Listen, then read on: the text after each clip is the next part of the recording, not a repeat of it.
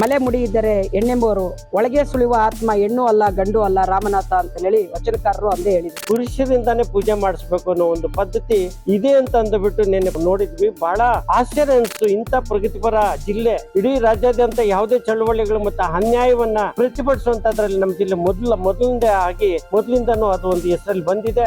ಇಡೀ ಜಗತ್ತೇ ವೈಜ್ಞಾನಿಕ ಮನೋಭಾವದಿಂದ ಲಿಂಗ ಸಮಾನತೆಯೆಡೆಗೆ ಹೆಜ್ಜೆ ಇಡುತ್ತಿದ್ರೆ, ಇಲ್ಲೊಂದು ಕಡೆ ಲಿಂಗ ತಾರತಮ್ಯವನ್ನು ಅನುಕರಿಸುತ್ತಲೇ ಇದ್ದಾರೆ. ಇಂಥದ್ದೊಂದು ಘಟನೆ ದಸರಾದ ವಿಜಯದಶಮಿಯಂದು ಕೋಲಾರದಲ್ಲಿ ನಡೆದಿದೆ. ಕೋಲಾರ ನಗರದಲ್ಲಿ ವಿಜಯದಶಮಿ ಪ್ರಯುಕ್ತ ಕೊಂಡರಾಜನಹಳ್ಳಿ ಆಂಜನೇಯ ಸ್ವಾಮಿ ದೇವಸ್ಥಾನದ ಆವರಣದಲ್ಲಿ ಬನ್ನಿ ಮರಕ್ಕೆ ಪೂಜೆ ಮಾಡಲಾಗುತ್ತದೆ. ಪೂಜೆಯನ್ನು ಸರ್ಕಾರದ ಸುತ್ತೋಲೆಯ ಪ್ರಕಾರ ಉಪವಿಭಾಗಾಧಿಕಾರಿ ಅಥವಾ ತಹಶೀಲ್ದಾರ್ ಅವರು ಪೂಜೆ ಮಾಡಬೇಕಾಗಿರುತ್ತೆ. ಆದರೆ ಇಬ್ಬರು ಮಹಿಳಾ ಅಧಿಕಾರಿಗಳೇ ಆಗಿರೋದ್ರಿಂದ ಸರ್ಕಾರದ ನೀತಿಯನ್ನು ಮೀರಿ ಅವರಿಬ್ಬರಿಗೆ ಪೂಜೆ ಸಲ್ಲಿಸಲು ಅವಕಾಶ ನೀಡದೆ ಪುರುಷರೇ ಪೂಜೆ ಮಾಡಿದ್ದಾರೆ. ಮಹಿಳಾ ಅಧಿಕಾರಿಗಳಿಗೆ ಪೂಜೆಗೆ ಅವಕಾಶ ನೀಡದೇ ಇರುವುದು ಲಿಂಗ ತಾರತಮ್ಯವಾಗಿದೆ ಎಂದು ಆರೋಪಿಸಿ ಭೀಮಸೇನೆ ಕರ್ನಾಟಕ ಸಂಘಟನೆಯಿಂದ ಜಿಲ್ಲಾಧಿಕಾರಿಗೆ ಮನವಿ ನೀಡಿದ್ದು, ಲಿಂಗ ತಾರತಮ್ಯ ಸಂವಿಧಾನಕ್ಕೆ ಎಸಗಿರುವ ಅಪಚಾರ ಎಂದು ಖಂಡಿಸಿದ್ದಾರೆ.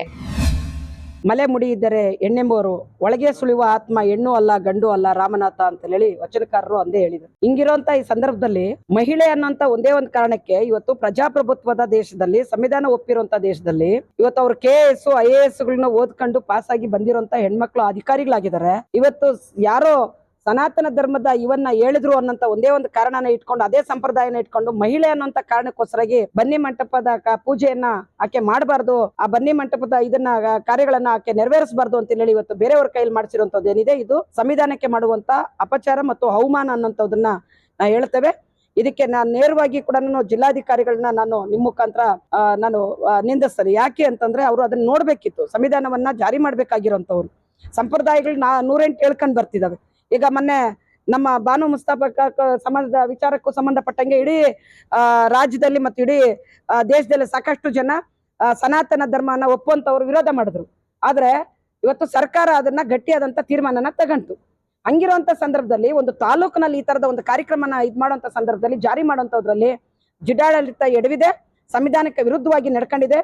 ಸೊ ಇನ್ನು ಮುಂದೆ ಇದು ಈ ರೀತಿ ಆಗ್ಬಾರ್ದು, ಇದನ್ನ ಕರೆಕ್ಟ್ ಆಗಿ ಕೂಡ ನಡೆಸ್ಕೊಂಡು ಹೋಗ್ಬೇಕು. ಹಂಗಿದ್ರೆ ನೀವು KS IAS ಹೆಣ್ಮಕ್ಳು ಓದ್ಬಾರ್ದು ಅಂತಂದ್ರೆ ನನ್ಗೆ ಈಗ ಹೆಂಗ ಅನಿಸ್ತಾ ಇದೆ ಅಂತಂದ್ರೆ ಪುನಃ ನಮ್ಮನ್ನ ಹಿಂದಕ್ಕೆ ತಗೊಂಡು ಹೋಗ್ತಾ ಇದಾರೆ ಅಂತ ಹೇಳಿ. ಹೆಣ್ಮಕ್ಳು ಹಿಂದೆ ಹೇಳ್ತಿತ್ತಲ್ಲ, ಇವ್ರ ಶಾಸ್ತ್ರ ಹೇಳ್ತಿತ್ತಲ್ಲ, ಹೆಣ್ಮಗಳು ಓದಿರುವಂತ ಹೆಣ್ಮಗಳು ಊಟ ಬಡಿಸಿದ್ರೆ ಇವತ್ತು ಅದು ಹುಳ ಆಗ್ತದೆ, ಹಂಗಾಗಿ ಹೆಣ್ಮಕ್ಳು ಓದ್ಬಾರ್ದು ಅಂತ ಹೇಳಿ ಏನೋ ಒಂದು ಧರ್ಮ ನಮ್ಮನ್ನ ನಿಂದಿಸ್ತಾ ಇತ್ತು. ಇವತ್ತು ಅದೇ ಧರ್ಮನ ಎತ್ತಿಡಿಯುವಂತ ಕೆಲಸನ ಇವತ್ತು ಸಂವಿಧಾನದ ಭಾರತದಲ್ಲೂ ಕೂಡ ಆಗಿದೆ.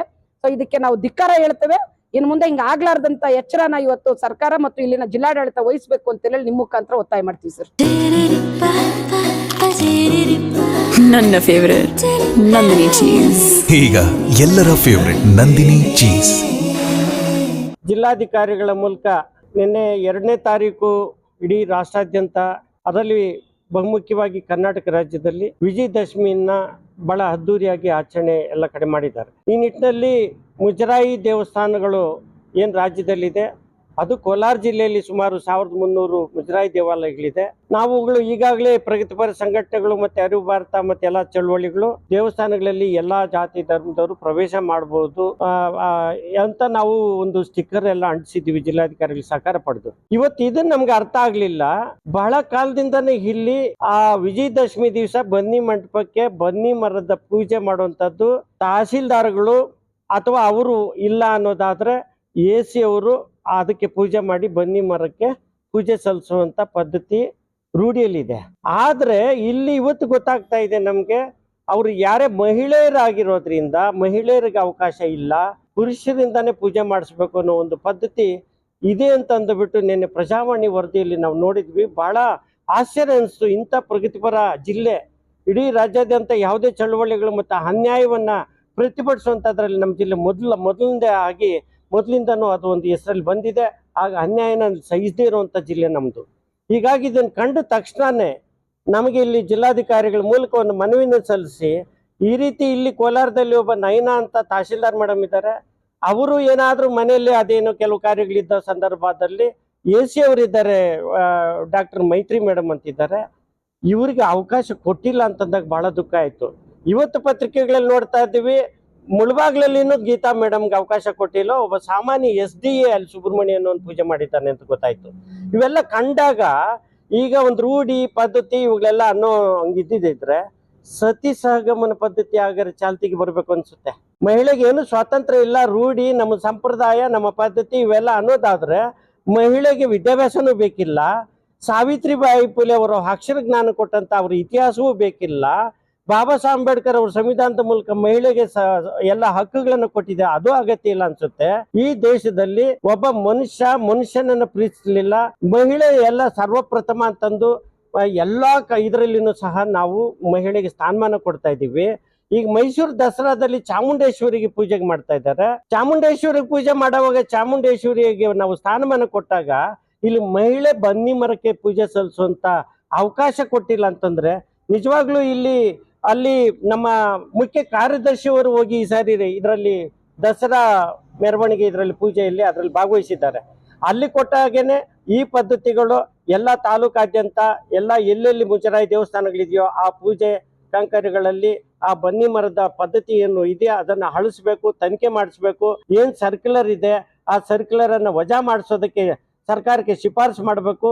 ಅದಕ್ಕಾಗಿ ಇವತ್ತೇನು ನಾನು ಭೀಮಸೇನೆ ಕರ್ನಾಟಕದ ವತಿಯಿಂದ ನಾನು ಇವತ್ತು ಮನವಿ ಸಲ್ಲಿಸೋದಕ್ಕೆ ಇಲ್ಲಿ ಜನವಾದಿ ಮಹಿಳಾ ಸಂಘಟನೆ, SFI ಸಂಘಟನೆ, ಮತ್ತೆ CPM ಸಂಘಟನೆ, ಮತ್ತೆ ದಲಿತ ಸಂಘಟನೆ ಹಿರಿಯ ಮುಖಂಡರು ನಮ್ಮ ವಿಜಯಕುಮಾರ್ ಆಗ್ಬೋದು, ಅಥವಾ ನಮ್ಮ ಜನವಾದಿ ಮಹಿಳಾ ಸಂಘಟನೆ ನಮ್ಮ ಗೀತಮ್ಮ ಆಗ್ಬೋದು, ನಮ್ಮ ಇವರೆಲ್ಲರನ್ನ ಒಳಗೊಂಡಂತೆ ಇವತ್ತು ಮನವಿ ಕೊಟ್ಟಿದ್ದೀವಿ. ಮುಂದಿನ ದಿನಗಳಲ್ಲಿ ಈ ಜಿಲ್ಲಾಧಿಕಾರಿಗಳ ಮೂಲಕನೇ ಯಾವ ಸರ್ಕ್ಯುಲರ್ ಅಲ್ಲಿ ಏನಿದೆ, ಏನ್ ತೊಂದರೆ ಆಗಿದೆ, ಯಾಕೆ ಮಹಿಳೆ ಪೂಜೆ ಮಾಡಬಾರ್ದು ಅಂತ ಯಾಕೆ ನಿರಾಕರಿಸ್ತಾ ಇದ್ದಾರೆ, ಇದನ್ನ ಸಮಗ್ರ ತನಿಖೆ ಮಾಡಿಸಿ ಈ ಸರ್ಕಾರದ ಮಟ್ಟಕ್ಕೆ ಹೋಗೋವರೆಗೂ ಇಲ್ಲಿ ಪ್ರಗತಿಪರ ಚಳವಳಿಗಳನ್ನ ಎಲ್ಲ ಒಟ್ಟುಗೂಡಿಸ್ಕೊಂಡು ನಾವು ಮುಂದೆ ಚಳವಳಿ ಮಾಡಿ ಇದಕ್ಕೊಂದು ತಿಲಾಂಜಲಿ ಹಾಡಲೇಬೇಕಾಗಿದೆ ಅಂತ ಹೇಳಿ ಹೇಳ್ತಾ ನಾನು ಮಾತನ್ನು ಮುಗಿಸ್ತಾ ಇದ್ದೀನಿ. ಜೈ ಭೀಮ್, ಜೈ ಸಂವಿಧಾನ, ಜೈ ಭಾರತ್. ಮತ್ತಷ್ಟು ವಿಶೇಷ ವಿಡಿಯೋಗಳನ್ನು ನೋಡಲು ಮತ್ತು ಹೊಸ ವಿಡಿಯೋಗಳ ಬಗ್ಗೆ ತಿಳಿಯಲು ಈ ದಿನ .com ಯೂಟ್ಯೂಬ್ ಚಾನೆಲ್ ಸಬ್ಸ್ಕ್ರೈಬ್ ಮಾಡಿ ಮತ್ತು ಬೆಲ್ ಐಕಾನ್ ಕ್ಲಿಕ್ ಮಾಡಿ.